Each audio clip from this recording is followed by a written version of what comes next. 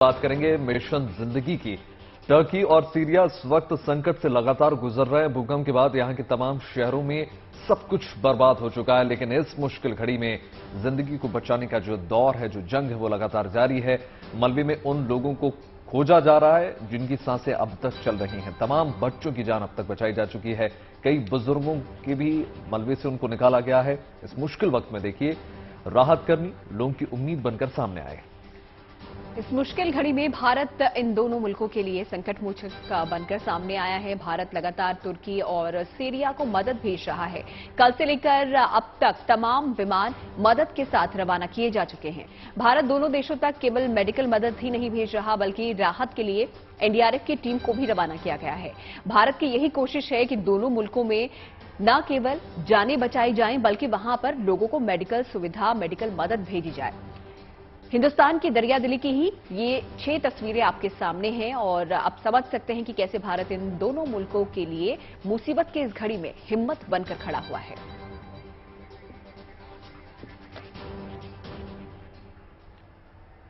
तो चलिए आपको बताने की कोशिश करते हैं कि कैसे भारत की मदद सीरिया और टर्की के उन इलाकों तक पहुंच रही है जो इस वक्त भूकंप जैसी तबाही से जूझ रहे हैं, और 100 साल का सबसे बड़ा भूकंप रेखा इसको कहा जा रहा है। देखिए, टर्की के भूकंप प्रभावित इलाकों के लिए भारत ने दवाइयों और तमाम जो सुविधाएं हैं उसकी खेप भेजी है। चौथा एयरक्राफ्ट कल मदद लेकर टर्की के लिए रवाना किया गया। इसके अलावा भारत दवाइयां और मेडिकल उपकरणों से भी तुर्की की मदद कर रहा है और साथ ही साथ तुर्की के लिए 54 सदस्यीय मेडिकल टीम को भी वैभव रवाना किया गया है। बिल्कुल, और देखिए, टर्की के लिए 50 जवान और एनडीआरएफ की टीम भी पहुंची है, जो वहां रेस्क्यू टीम की लगातार मदद कर रही है। इसके साथ ही भूकंप पीड़ित सीरिया के लिए भी मदद की खेप भारत की ओर से लगातार भेजी जा रही है। साथ ही बता दें कि 6.5 टन दवाएं सीरिया के लिए विमान से रवाना की जा चुकी हैं और इसके साथ ही साथ सीरिया तक मदद पहुंचाने के लिए हर्क्यूलिस विमान का इस्तेमाल, आपको बता दें कि इन सभी सुविधाओं को वहां तक पहुंचाने में किया जा रहा है। बिल्कुल, युद्ध क्षेत्र में बहुत कारगर ये होता है। यही नहीं, आपको बता दें 100 डॉक्टर्स और पैरामेडिकल्स भी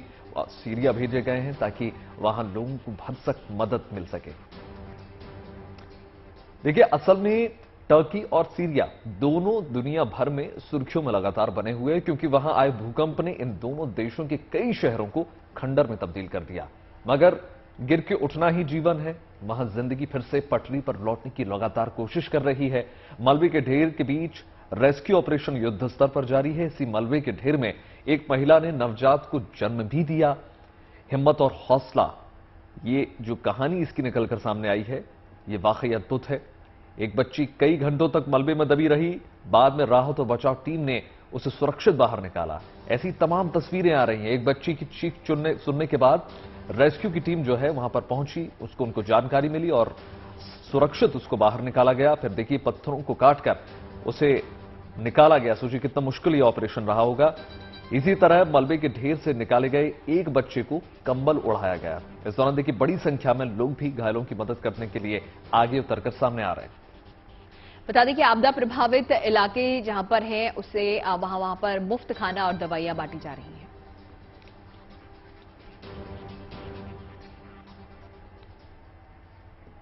तो जिंदगी दर्द भी देती है तो मरहम भी यही देती है।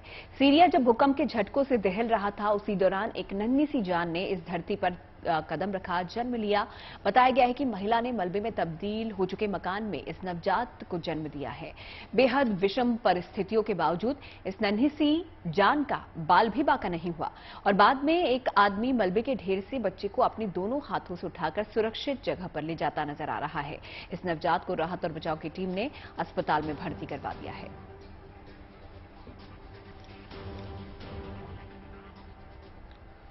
एक दूसरी तस्वीर आपको दिखा दें। देखिए, भूकंप कहर बनकर टूटा और शहर मलबे के ढेर में तब्दील हो गया। इसी मलबे के ढेर में एक बच्ची कई घंटों दबी रही। फिर राहत और बचाव टीम ने रेस्क्यू ऑपरेशन चलाया। इस काम के लिए बचाव दल का एक सदस्य जो है गुफा की तरह दिखने वाले मलबे के ढेर के अंदर घुसा। किसी तरह वो उस बच्ची तक पहुंच पाया और फिर उसने बच्ची को अपनी गोद में पकड़ लिया और धीरे धीरे रेंगते हुए बाहर निकाला गया। और तीसरी तस्वीर भी आपको दिखा दें यहां से। सीरिया और तुर्की में मलबे के ढेर में यहां पर कई लोग फंसे हुए हैं। इस बीच जिंदगियों की तलाश यहां पर की जा रही है। सीरिया में बचाव टीम ने एक बच्ची की चीख पुकार सुनी और इस बच्ची के शरीर का निचला हिस्सा मलबे में दबा हुआ था, जिसकी वजह से उसे बाहर निकालने की कोशिश यहां पर जो की जा रही थी वो काफी मुश्किल हो गई। काफी देर तक इसी हालात में बच्ची रही और बाद में रेस्क्यू टीम उसकी तलाश में वहां पहुंची। सबसे पहले एक कटर के जरिए बड़े बड़े पत्थरों को काटा गया और फिर बच्ची को इस मलबे के ढेर से सुरक्षित बाहर निकाला गया। तो ये तस्वीरें हैं टर्की की और बता दें कि टर्की और सीरिया में भीषण भूकंप आया है। कई लोगों की जान अब तक जा चुकी है। कई लोग हैं जो कि मलबे के ढेरों में फंसे हुए हैं और नन्हे नन्हे बच्चों की तस्वीरें अक्सर यहां से सामने आ जा रही हैं जो कि चीख पुकार रहे हैं मदद के लिए। और ऐसी ही ये तस्वीर आप देख रहे हैं। ये बच्ची जो है वो बड़े बड़े पत्थरों के नीचे फंसी हुई थी। इसका जो चेहरा था वो बाहर निकला हुआ था, लेकिन मुश्किल यहां आ रही थी इस बच्ची को बाहर निकालने में, क्योंकि किसी तरीके की जोर जबरदस्ती यहां पर नहीं की जा सकती थी, खींचा नहीं जा सकता था। इसीलिए कटर का इस्तेमाल यहां पर किया गया इस बच्ची को बाहर निकालने के लिए।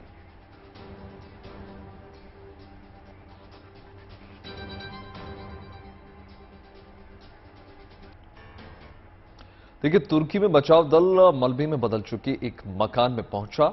वहां देखिए जिंदगी की तलाश में मलबा हटाने का काम शुरू हुआ। कुछ फीट मलबा हटाने के बाद एक बच्ची वहां दिखी। ये बच्ची जो है मलबे में कमर तक दबी हुई थी, लेकिन जैसे ही उसने बचाव दल को देखा उसकी आंखों की चमक वापस आ गई। वो मुस्कुराने लगी।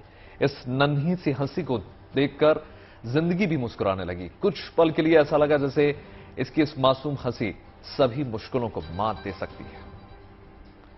तो ऐसी तमाम मार्मिक और स्तब्ध कर देने वाली तस्वीरें निकलकर टर्की और सीरिया से आ रही हैं। ये देखिए कितनी मार्मिक ये तस्वीरें हैं, कितनी छोटी सी ये बच्ची है, लेकिन जिंदगी जीने का जो जज्बा है, जो जिंदादिली है, वो कमाल है।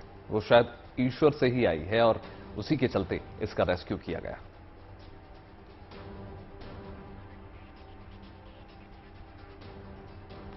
तो एक और ऐसी ही तस्वीर आपको दिखा रहे हैं। तुर्की की यह तस्वीर है जहां पर ये बच्चा मलबे में दबा हुआ था, मगर उसकी सांसें चल रही थी और रेस्क्यू की टीम ने उसे सुरक्षित बाहर निकाल लिया और फिर उसे कंबल उड़ाया। तो सुरक्षित हाथों में कहा जा सकता है कि जिंदगियां यहां पर हैं, क्योंकि अभी भी जद्दोजहद जारी है उन लोगों को निकालने की जो कि फंसे हुए हैं मलबों के इस ढेर में। और ज्यादातर बच्चे आप देख रहे हैं कि बच्चे यहां पर फंसे हुए हैं। बच्चों को निकालने की जो तस्वीरें सामने आ रही हैं, ये वाकई में एक तरीके से कहें काफी दर्द पहुंचा रही हैं, क्योंकि कितने समय से ये बच्चे इस मलबे के ढेर में दबे हुए थे इंतजार में कि कोई इन्हें बाहर निकाले। और यहां पर एक बच्चा, ये आप देख रहे हैं, ये भी तुर्की की तस्वीर है। कैसे जब सुरक्षा बल वहां पर पहुंचते हैं, जो रेस्क्यू टीम वहां पर पहुंचती है, वो उनकी गोदी में आ जाता है। देखिए, हालत कैसे भी हो, जिंदगी चलते रहने का नाम है। इसी मैसेज के साथ तुर्की आगे बढ़ रहा है। लापता लोगों की तलाश लगातार जारी है। बड़ी संख्या में लोग जरूरतमंदों तक खाना भी पहुंचा रहे हैं। मिशन भी लगातार जारी है। सरकार के अलावा लोग अपनी निजी क्षमताओं के आधार पर भी लोगों तक मदद पहुंचाने का जो सिलसिला है वो लगातार जारी है, क्योंकि देखिए सिर्फ पैरामिलिट्री स्टाफ या फिर सेना के जवान यहां पर मौजूद नहीं है, आम लोग भी बढ़ चढ़कर इसमें हिस्सा ले रहे हैं, क्योंकि सभी की जिम्मेदारी है। आज हाथ से हाथ थामने की जरूरत है। आज ऐसी आपदा है, देखिए प्राकृतिक आपदा का कोई वो नहीं होता, हम ऐसा अनुमान नहीं लगा सकते कि कब प्राकृतिक आपदा लगा जाए।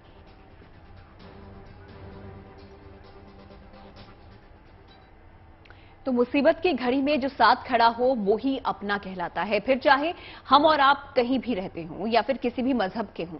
इस मुश्किल घड़ी में भारत ने भी तुर्की के लोगों की मदद के लिए एनडीआरएफ और सेना की मेडिकल टीम वहां पर भेजी है। और इसके अलावा राहत और बचाव के इस अभियान में मदद के लिए 65 देशों ने 2660 लोगों को तुर्की भेजा है, ताकि जल्द से जल्द भूकंप पीड़ितों की मदद की जा सके।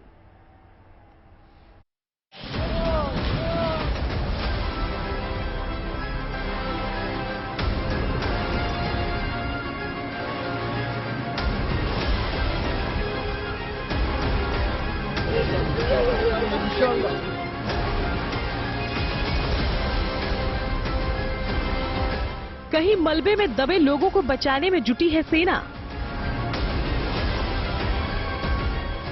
कहीं क्रेन की मदद से लोगों का किया जा रहा है रेस्क्यू।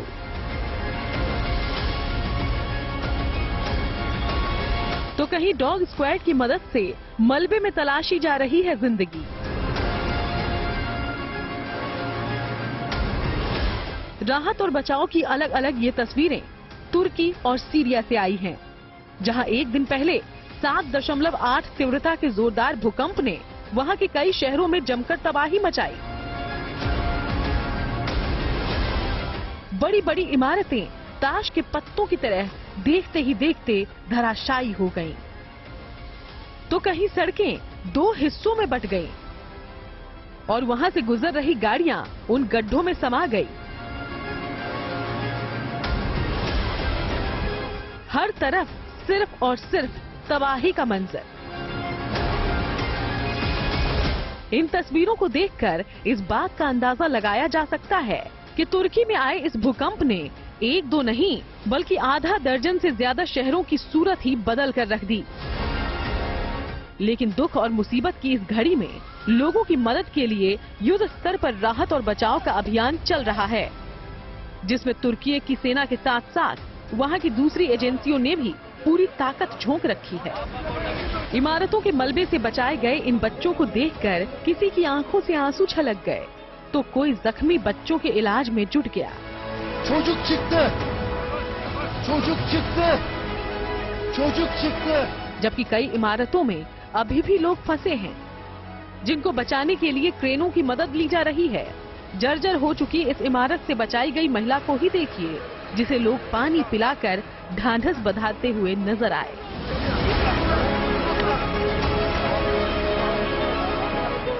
इतना ही नहीं, मलबे में दबे लोगों को तलाशने के लिए रेस्क्यू टीमें डॉग स्क्वाड की भी मदद ले रही हैं, ताकि लोगों को जल्द से जल्द ढूंढा जा सके। जिन घायलों को बचाया जा रहा है, उन्हें फौरन हॉस्पिटल में भर्ती करवाया जा रहा है। संकट की इस घड़ी में भारत ने भी तुर्की में एनडीआरएफ और सेना की एक मेडिकल टीम भेजी। एयरफोर्स के C-17 विमान में इन जवानों के साथ डॉग स्क्वाड और मेडिकल से जुड़ी चीजें, हाईटेक ड्रिलिंग उपकरण और ऐसी कई अहम चीजें ये टीम अपने साथ ले गई है। पूरी दुनिया तुर्की के साथ खड़ी है। हिंदुस्तान ने भी मदद के हाथ बढ़ाए हैं। एक तरफ सीरिया को हिंदुस्तान जहां मेडिकल एड भेज रहा है, वहीं एनडीआरएफ की 2 कंपनियां जो है वो तुर्की पहुंच रही हैं। एक कंपनी पहले ही पहुंच चुकी है, जो राहत बचाव कार्य शुरू कर चुकी है। भारतीय वायुसेना के विशेष विमान में ये एनडीआरएफ के देवदूत, जो भारत में जिनको ये दक्षता हासिल है, जिन्होंने नेपाल में इस तरह के बचाव कार्य किए हैं, भारत में अलग जगहों पर बचाव कार्य किए हैं, अब वो तुर्की में अपनी एडवांस जो एक्सपर्टीज है, जो तकनीक है, जो मशीनरी है, खोजी कुत्ते हैं, उन सब का सहारा लेकर कोशिश करेंगे कि अगर कोई एक जिंदगी भी बचाई जा सकती है तो उसे बचाई जाए। हर मलबों में दबी हुई जिंदा लोगों को निकालने की कोशिश करेगी। और इस बीच आगरा से भारतीय सेना की एक टुकड़ी है, वो भी रवाना हो रही है, जो वहां टेम्परेरी अस्पताल बनाएगी ताकि घायलों को उपचार मिल सके, ज्यादा से ज्यादा लोगों तक मदद पहुंच चुके। ये आपदा बड़ी है, पूरी दुनिया इस समय तुर्की के साथ खड़ी है। प्रधानमंत्री नरेंद्र मोदी ने भी ट्वीट कर तुर्की में भूकंप से हुए जानमाल के नुकसान पर दुख व्यक्त किया। साथ ही उन्होंने इस त्रासदी से निपटने के लिए हर संभव मदद देने का ऐलान किया। इस मदद के लिए भारत में तुर्की के राजदूत फिरात सुनेल ने भी ट्वीट कर भारत का आभार व्यक्त किया और कहा कि जरूरत के समय काम आने वाला दोस्त ही सच्चा दोस्त होता है। राहत सामग्री और 100 से ज्यादा एक्सपर्ट्स भेजने के लिए अपने दोस्त भारत का तुर्की ने धन्यवाद किया है। दरअसल तुर्की का कहना है कि भूकंप की वजह से वहां पर तकरीबन 6000 बिल्डिंग्स धराशायी हो गई हैं और इसमें कई लोगों के फंसे होने की आशंका है। सरकार का यह भी कहना है कि इन फंसे हुए लोगों के लिए शुरुआती घंटे बहुत महत्वपूर्ण होते हैं और ऐसे में भारत से आए हुए एक्सपर्ट्स इन लोगों को निकालने के लिए मददगार साबित हो रहे हैं। तुर्की ही नहीं, लंबे समय तक गृह युद्ध की चपेट में रहे सीरिया में भी भूकंप से बड़े पैमाने पर तबाही हुई। वहां शहर के शहर खंडहर में तब्दील हो गए। मलबे में दबे लोगों को बचाने के लिए राहत टीमें हर संभव कोशिश कर रही हैं। वहां के एक इलाके से आई इस तस्वीर में देखिए, देखा जा सकता है कैसे इन जवानों ने अपनी जान की परवाह किए बिना इस मासूम बच्ची को सकुशल बचा लिया। अल्लाहु अकबर, माशाअल्लाह। रेस्क्यू के इस काम में वहां का मौसम भी आड़े आ रहा है, लेकिन राहत और बचाव के काम में जुटी एजेंसियां इन चुनौतियों के आगे मजबूती से डटी हुई हैं। दुनिया के कई देशों ने भी तुर्की और सीरिया के भूकंप पीड़ितों की मदद के लिए हाथ बढ़ाया है, ताकि ज्यादा से ज्यादा लोगों की जान बचाई जा सके। आशुतोष मिश्रा और राहुल गौतम के साथ bureau report, good news today.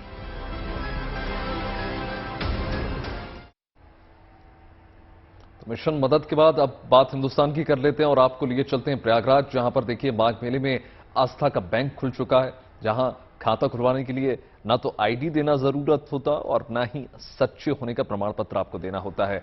Ram नाम बैंक का खाता जो है धारक बनने के लिए कर्मों से नेक और मन से सच्चा होना बहुत जरूरी हो जाता है। यहां खाता खुलवाने वाले जो लोग हैं वो रुपए नहीं बल्कि राम नाम का डिपॉजिट करते हैं।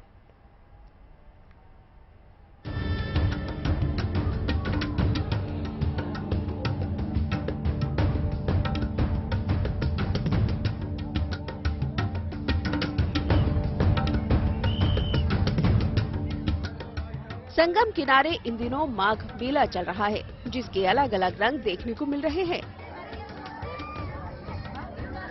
एक तरफ जहां हजारों की संख्या में श्रद्धालु संगम में स्नान के लिए पहुंच रहे हैं, तो वहीं त्याग, तपस्या और वैराग्य की परीक्षा से परे कल्पवासियों के शहर में राम नाम बैंक आस्था का केंद्र बन चुका है, जहां रुपए नहीं राम नाम की पूंजी जमा होती है।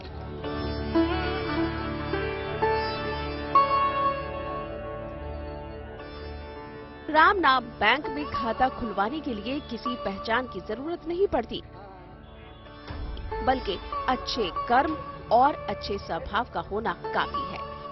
यहाँ पासबुक भी जारी होती है और तो और राम के नाम का लोन भी मिलता है। लोन लेने वाला खाता धारक मन की मुराद पूरी होने पर ब्याज में राम का नाम ज्यादा लिखकर जमा करता है। देखिए, राम नाम बैंक यहाँ पर जो है संगम की रेती का राम नाम बैंक है। यहाँ पर लोग जो है आकर अपने जो है राम नाम बैंक का जो है यहाँ पर आते हैं, राम नाम लिखते हैं, जिनकी जो भी मनोकामनाएं होती हैं वो पूर्ण होता है। यहाँ पर बैंक है राम, जैसे हमारे बैंक में भी लोन ब्याज ये सब होता है, तो हम लोग भी यहाँ पर किसी को ऋण देना होता है तो 1.25 लाख 1 करोड़ जिनको जितना भी चाहिए उनके जो है जरूरत के हिसाब से उनको यहाँ पर लोन ब्याज दिया जाता है और उनकी मनोकामना पूर्ण होने पर यहाँ ब्याज सहित उनको जमा किया जाता है। देश ही नहीं, पूरी दुनिया के खाता धारक बैंक से मिली खास तरह की कॉपी पर राम नाम लिखकर पिछले कई सालों से जमा करते आ रहे हैं। अब तक इस राम नाम बैंक में लाखों श्रद्धालु खाता खुलवा चुके हैं। अब कोई ये पूछ सकता है कि ऐसे बैंक की जरूरत भला क्यों है? तो बस ये समझ लीजिए, ये अच्छे कर्मों का बैंक है, जहाँ पुण्य का खाता मेंटेन किया जाता है। पुराना बैंक है। राम बैंक की शुरुआत उस समय हुई जिस समय भक्त लोग भोजपत्र पे राम का नाम लिखते हैं। धीरे धीरे कागज का विकास हुआ तो कागज पे राम नाम लिखा जाने लगा और वर्तमान युग में हम लोगों ने ई राम लॉन्च कर दिया है। ई राम मतलब इलेक्ट्रॉनिक राम। जैसे पैन नंबर होता है, हम लोग भक्तों को राम अकाउंट मेंबर यानी कि RAM राम अकाउंट मेंबर वो देते हैं। तो राम भक्त के जो खाते धारक हैं वो देश विदेश में भी हैं, नीदरलैंड में भी हैं, ऑस्ट्रेलिया में भी हैं, जापान में भी हैं, जो कुंभ, महाकुंभ, अर्ध कुंभ में संस्थान से जुड़ते हैं। प्रयागराज में ये एक प्रमुख संस्थान है राम नाम बैंक। कुंभ मेला हो, अर्ध कुंभ मेला हो या फिर माघ मेला, राम नाम बैंक अस्थायी रूप से खोला जाता है, जिसके खाता धारकों की संख्या लगातार बढ़ती जा रही है।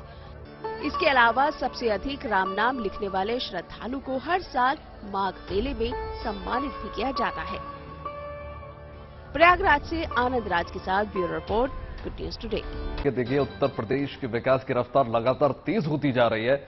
अब देखिए, शुक्रवार से उत्तर प्रदेश में ग्लोबल इन्वेस्टर्स समिट की शुरुआत होने जा रही है। इसका उद्घाटन जो है प्रधानमंत्री नरेंद्र मोदी खुद करेंगे। उत्तर प्रदेश सरकार के इस महत्वाकांक्षी प्रोजेक्ट की बदौलत उत्तर प्रदेश को नए सिरे से चमकाने की कोशिश की जा रही है। इसमें 7,12,000 करोड़ के 108 MOUs साइन किए जाए।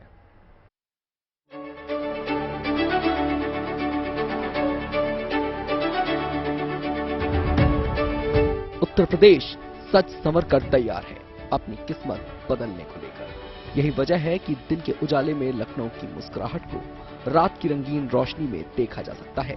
ये मौका आया है ग्लोबल इन्वेस्टर्स समिट की वजह से, जिसका आयोजन 10 फरवरी से 12 फरवरी तक किया जाना है।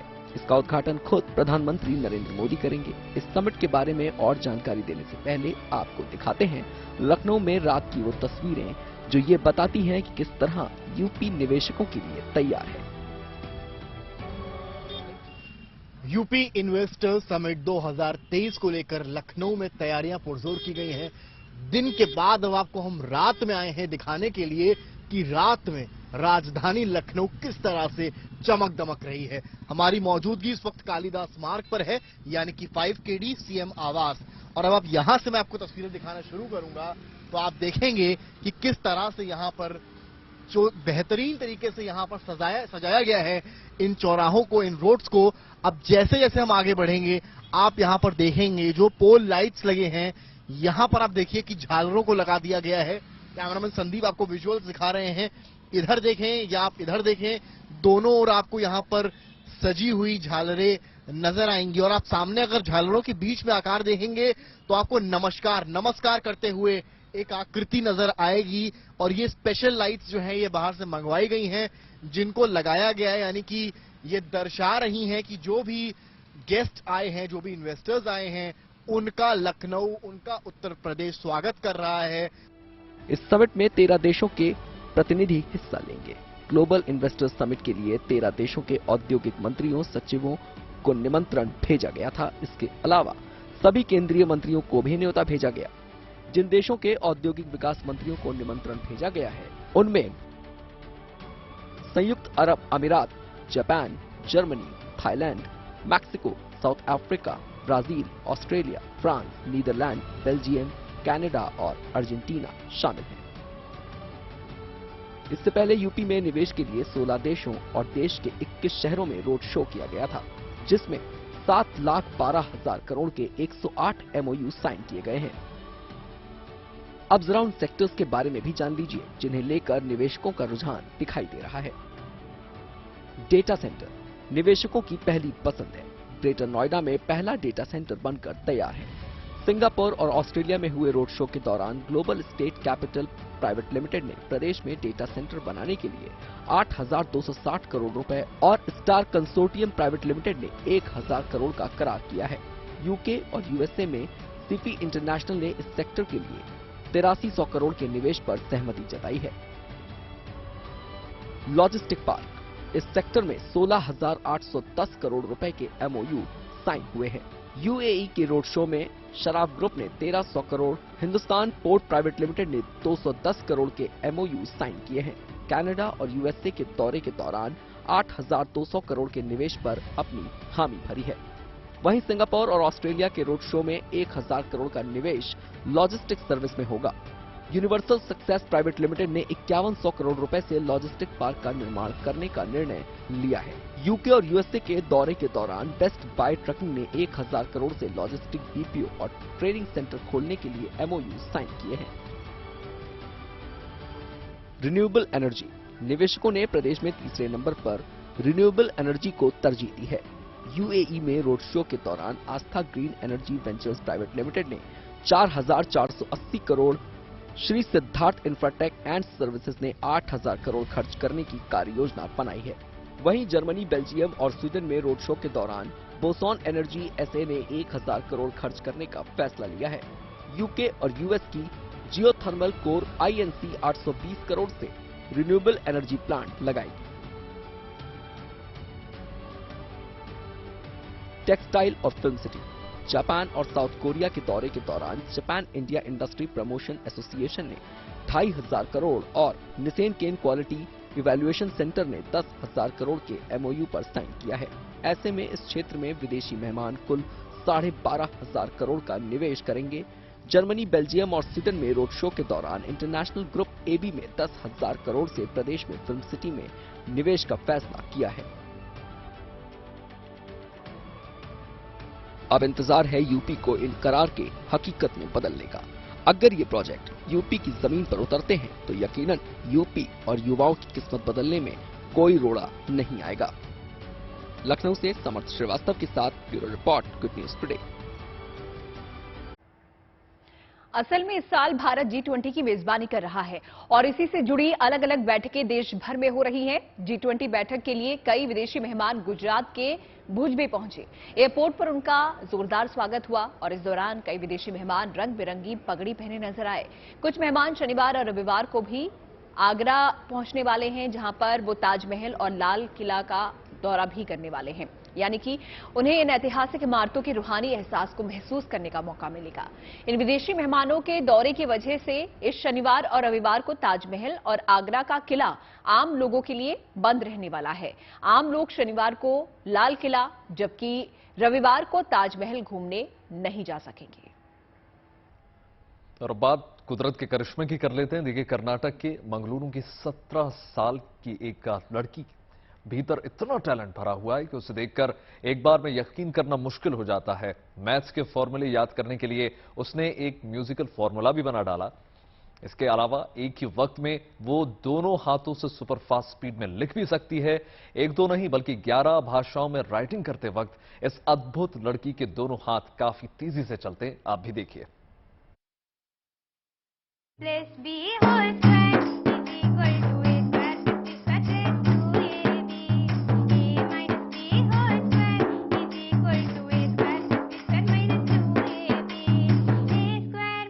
बेंगलुरु की आदि स्वरूपा का ये हुनर देखकर आपको हैरानी हो रही होगी।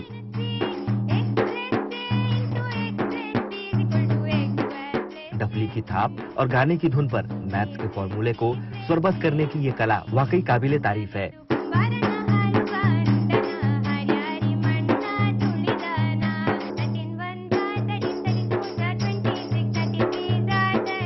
लेकिन 17 साल की आदि स्वरूपा के अलौकिक हुनर का सिलसिला यही खत्म नहीं होता।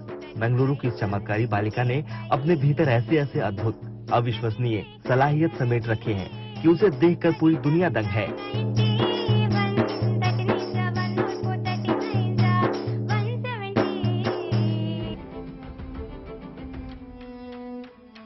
अब जरा आदि स्वरूपा के इस टैलेंट को देखिए।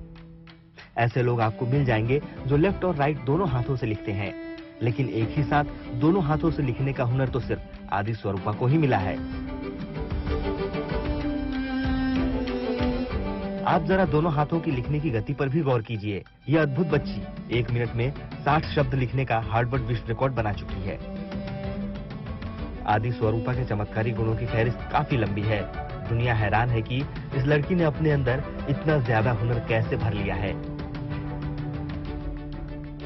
आदि स्वरूपा दोनों हाथों से सिर्फ एक भाषा ही नहीं बल्कि अंग्रेजी, हिंदी, कन्नड़ समेत 11 भाषाओं में लिख सकती है। To begin with, at the starting, I used to write with only my right hand, and then I thought of why can't I write in my left hand, and then I started practicing with my left hand, and then while I continued my practice, and also both of my handwriting was becoming similar. इसमें कोई संदेह नहीं, ये बच्ची अलौकिक गुणों से भरी है। जिस पजल क्यूब गेम को पूरा करने में हमारे आपके पसीने छूट जाते हैं, उसे आदि स्वरूपा पलक झपकते ही पूरा कर देती है। अपनी अलौकिक टैलेंट की वजह से आदि स्वरूपा कई अंतर्राष्ट्रीय अवार्ड जीत चुकी है। एक बार किसी स्वरूप को देखकर उसे कैनवस पर हूबहू उतार देने के लिए इस बच्ची को incredible visual memory artist title से Indian Book of Record Award से नवाजा जा चुका है। सेफ टाइगर टाइटल से बाघों का मोज़ेक बनाने का गिनीज वर्ल्ड रिकॉर्ड भी अपने नाम दर्ज कर चुकी है। इन सब के अलावा दोनों हाथों से 1 मिनट में 60 शब्द लिखने का वर्ल्ड रिकॉर्ड तो इस कमाल की कन्या के नाम दर्ज है ही। बेंगलुरु से सगाई राज, गुड न्यूज टुडे।